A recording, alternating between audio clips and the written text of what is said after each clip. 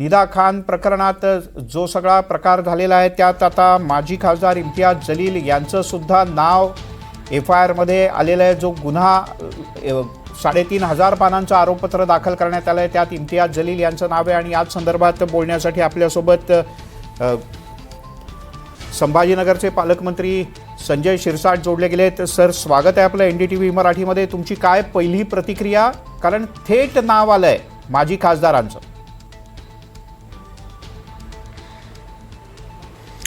निदा खान प्रकरणामध्ये मी पहिल्या दिवसापासून सांगतोय की ही निदा खान नाशिकमध्ये प्रकरण घडल्यानंतर मुंब्र्याला गेली, मुंब्र्याहून ती संभाजीनगरला आली, जवळपास 35 दिवस त्या ठिकाणी राहिली. एखादी नाशिकची महिला, तिची आई, तिचा भाऊ, तिचे वडील आणि तिची मावशी अशा एका दुसऱ्या शहरात जाऊन 35 दिवस मुक्काम कसा करू शकतात? कुणाचं तरी त्याला पाठबळ असेल ना.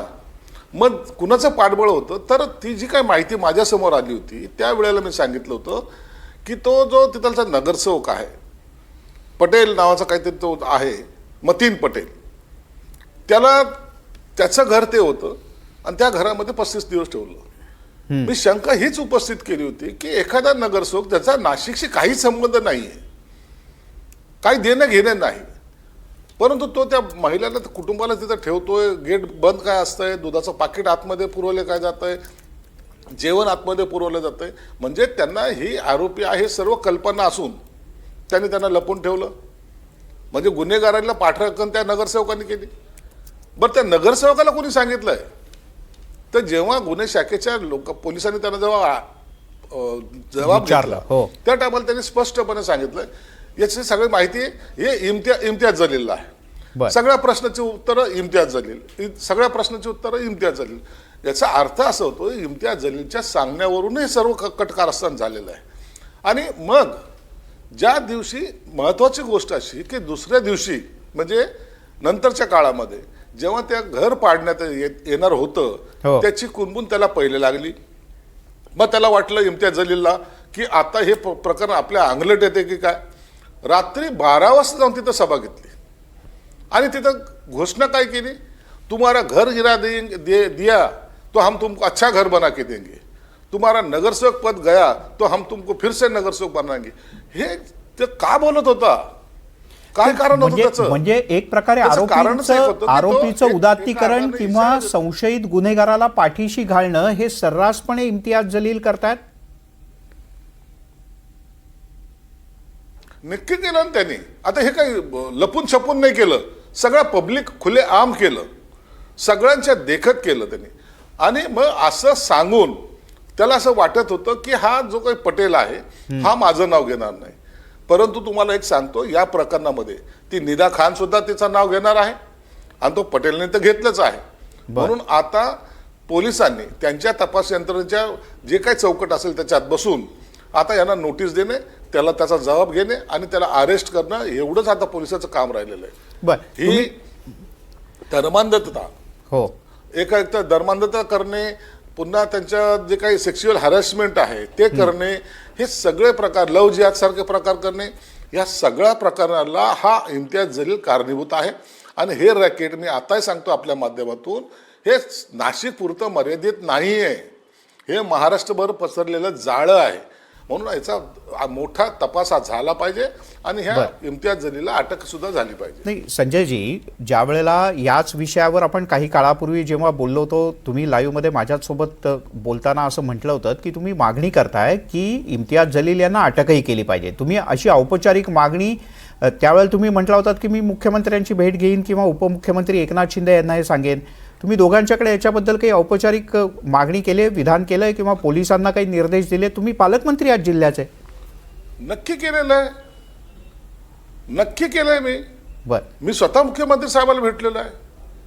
त्यांना सांगूनच यासाठीची चौकशीची मागणी मी केलेली आहे. मी उपमुख्यमंत्री साहेबांना भेटलेलो आहे. हे बघा, जे बोललो ते मी सर्व केलेलं आहे. आम्ही तपास यंत्रणेला डिस्टर्ब करत नाही, त्यांना दिशा दाखवण्याची किंवा त्यांनी या पद्धतीने थोडा तपास केला पाहिजे हे त्यांना विनंती करतोय. आम्हाला यामध्ये राजकारण नाही तर या पद्धतीचं जे गचाळ धोरण या एमआयएम पार्टीने अवलंबलेलं आहे, त्याला आमचा विरोध आहे, त्या मानसिकतेला आमचा विरोध आहे. म्हणून आता तपास योग्य मार्गाने चाललेला आहे आणि आता इम्तियाज जलीलला अटक होणे फार काळ दूर नाही. ठीक आहे. तुम्हाला असं वाटतं इम्तियाज जलील यांना पुढच्या काही काळात अटक होऊ शकते? पोलिसांनी म्हणजे तुमचं वरिष्ठ पोलीस अधिकाऱ्यांशी काही बोलणं झालंय? कारण इम्तियाज जलील, एमआयएम पक्ष, संभाजीनगरमधलं एकूण वातावरण, या सगळ्या गोष्टी तुम्हाला फार चांगल्या प्रकारे माहिती आहेत माझ्याहीपेक्षा. नाही, मी पोलिसांना या संदर्भामध्ये कधी बोललो नाही. पोलिसांना तुमच्या माध्यमातूनच मी बोलत असतो. हो मला कोणत्याही तपासामध्ये अडथळा किंवा त्यांच्यावर प्रेशर मेंटेन करायचं नाही. हो जे योग्य आहे ते करा. तुमचं आता इम्तियाज जलीलचं नाव चार्जशीटमध्ये आलेलं आहे. हो हे तुम्हीच दिलेलं स्टेटमेंट आहे, तुमचं चार्जशीट आहे. हो. म्हणून आता जर एखाद्या आरोपीचं नाव किंवा एखाद्या आरोपीने एखाद्याचं नाव जर चार्जशीटमध्ये तुमच्या स्टेटमेंटमध्ये घेतलं असेल तर त्याचा तपास करणं तर क्रमप्राप्तच आहे. आता त्याला नोटीस देणं क्रमप्राप्त आहे आणि त्याला बोलून त्याचं म्हणणं ऐकणं आणि त्याच्यावर कारवाई करणं, एवढंच काय तो आता पोलिसाचं काम राहिलेलं आहे. आणि पोलीस मला वाटतं त्या पद्धतीने कामही करेल. यातला एक महत्त्वाचा प्रश्न फक्त मला तुम्हाला विचारायचा आहे की याच्यात असंही बोललं गेलं की देशाबाहेर इथल्या काही जणांना देशाबाहेर पाठवण्याचा प्रयत्न होता. यातले जे आरोपी जे आता पोलिसांच्या ताब्यात आहेत, काही जण पोलीस कस्टडीत आहेत, तपास सुरू आहे, न्यायालयीन कोठडीत आहेत, तुम्हाला असं वाटतं की या सगळ्या प्रकरणात देशाबाहेरची शक्ती कोणी ना कोणीतरी आहे? काय तुमचं याच्यातलं रीडिंग आहे? तुम्हाला काय सूत्रांनी पडद्यामागच्या माहिती दिली? नाही, मला काय वाटतं माहिती का, हां, हे तुम्ही जर वयोगट पाहिला ना, हा वयोगट कोणता आहे? हा 22 ते 28च्या 22 ते दरम्यानचा 28, बरोबर. मॅक्झिमम 30च्या दरम्यानचा आहे. या दरम्यानचे सगळे या गटातल्या लोकांना हे लोक वेगळ्या प्रकारचं चॅनल चालवतात. हे एखाद्या वेळेला अतिरेकी येणं, गोळ्या घालणं हा भाग समजू शकतो, परंतु समाजामध्ये अशा पद्धतीचं विष फैलवणं. दुसरी गोष्ट यांची महत्वाची, हे जे काही ड्रग्स वगैरे जे आहे ना, हे मोठ्या प्रमाणात आता वाढ त्याच्यात झालेली. हे कोण करतंय? आतापर्यंत जे पकडले गेले ते आरोपी तुम्ही बघा, त्या मुलांची वय बघा. हे एक ठरवून केलेलं रॅकेट आहे, ठरवून हे सूत्र हलवलं जात आहेत आणि ह्याला पाठबळ सुद्धा मिळतंय. म्हणून या आपल्याकडचे काही जे आहेत, असं काही घडलं तर ऑटोमॅटिक सगळे फरार होतात. आता तुम्हाला काही ठिकाणचे लोक इथं जे याच्यात गुंतलेले आहेत ते तुम्हाला या शहरात किंवा या आपल्या महाराष्ट्रात दिसणार नाही. ते कुठेतरी त्यांना फरार केलं जाईल. पुन्हा ते 2 महिन्याने ते येतील, शांत वातावरण झालं का पुन्हा हे रॅकेट सुरू होईल. म्हणून आता याचा फक्त निदाखान म्हणजे नाशिक नव्हे, अशा निदाखान महाराष्ट्रामध्ये किती आहेत याचा या दृष्टिकोनातून तपास केला पाहिजे. बरं, तुम्ही ड्रग्सचाही उल्लेख केलात या सगळ्या धर्मांतर प्रकरणाच्या सोबत. तुम्हाला वाटतं की इम्तियाज जलील किंवा त्यांचा पक्ष यात काही ना काहीतरी भूमिका बजावतोय? त्यांची भूमिका आहेच ना. आता तुम्ही जरी आरोपी नगरसेवक मागचा बघा तुम्ही, आमच्याकडे आणखीन एक नगरसेवक आहे, त्याला अटक केलेली. त्याला 3 मुलं होते, त्याचे बी असेच धंदे होते, त्याला अटक केलेली. आता हे सगळे यांना पोचण्याचं काम हे इम्तियाज जलीलच्या पार्टीने केलेलं आहे. हम तुम्हारे साथ है, ये करना चाहिए, ये होना ही चाहिए, ये. आणि ह्याला धर्माचं हे म्हणजे कवर चढवतात त्याला. इस्लाम के लिए करना है असं कोणताही मुसलमान अशा गोष्टीला वाव देत नाहीत. परंतु हे भडकवूपणानं त्यांच्याशी बोलून त्यांच्यावर बिंबवून नाही करत ना, तुम्ही आम्हाला सपोर्ट करा. हे सपोर्ट करणं हा तेवढाच डेंजर आहे.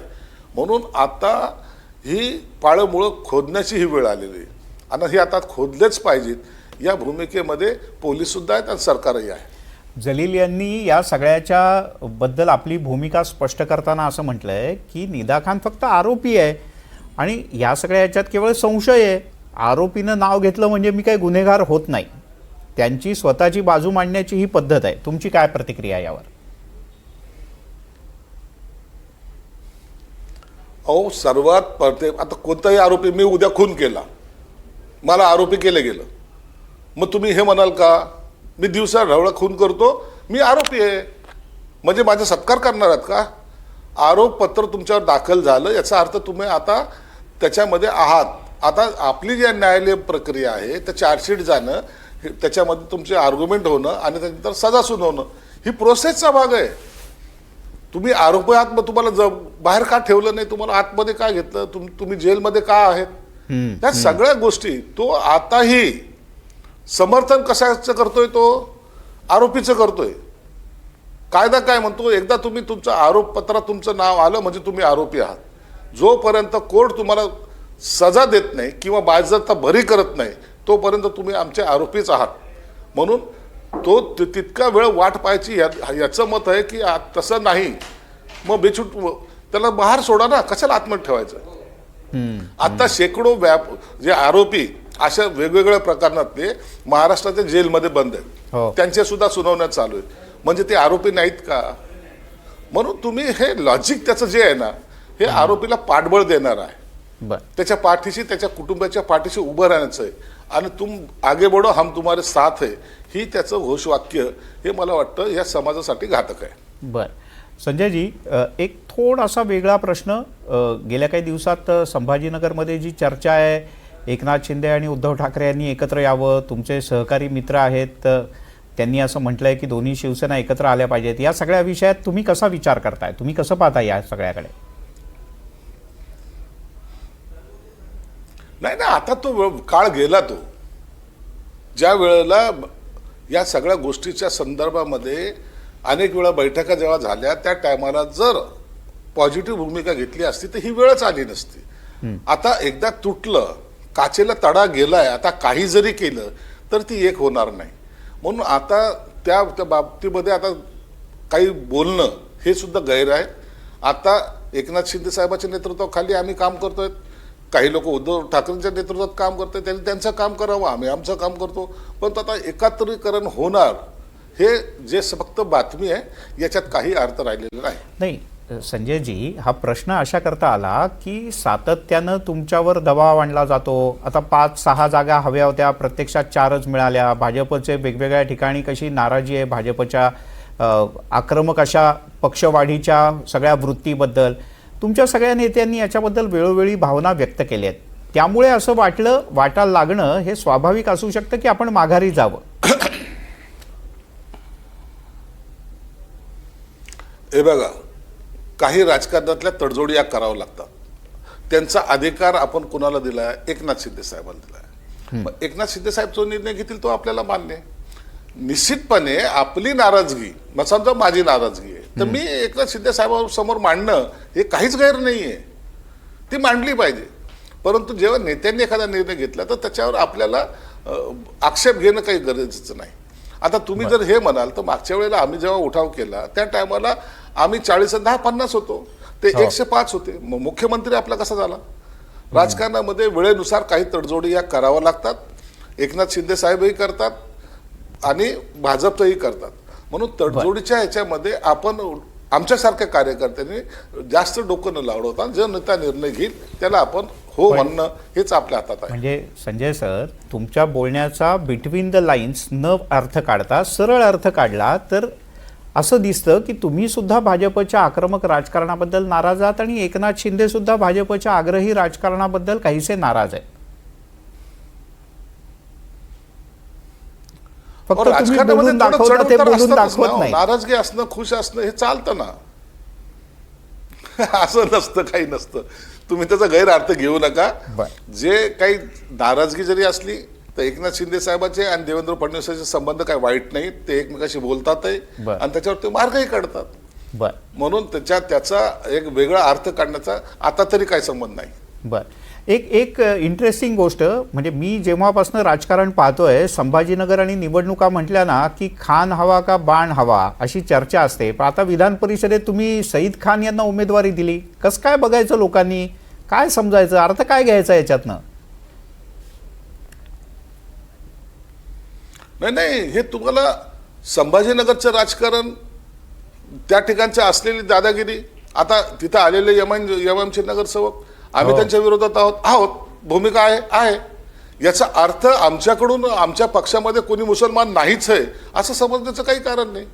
आता हा सईद खान हा आमचा कार्यकर्ता आहे आणि अनेक वर्षापासून आता आमची नगरपालिका ताब्यात आहे, त्याचा भाऊ नगराध्यक्ष आहे तिथे.